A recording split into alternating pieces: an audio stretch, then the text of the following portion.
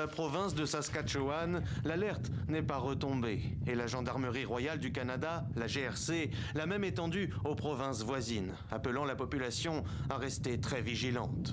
L'état d'urgence local a été décrété à James Smith Cree Nation, 2500 habitants, à majorité indigène, l'une des 2 localités meurtries par ces attaques au couteau.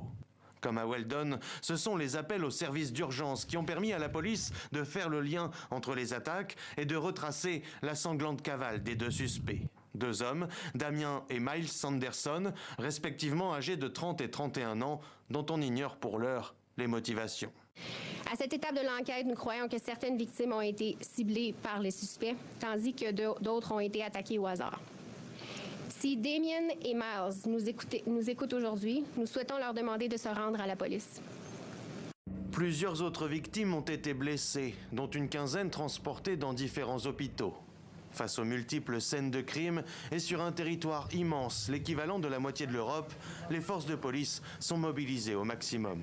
Fait à noter, c'est que la GRC a utilisé le système d'alerte publique, ce qui n'a pas été fait dans le cas de Portapique en Nouvelle-Écosse, si on se rappelle bien, en avril 2020. Alors la GRC tente de justement avertir le public, donner le plus d'informations pour pouvoir justement s'assurer de la coopération du public, sans nécessairement alarmer le public, mais s'assurer que les informations proviennent aux autorités afin de pouvoir mettre un terme à cette cavale-là.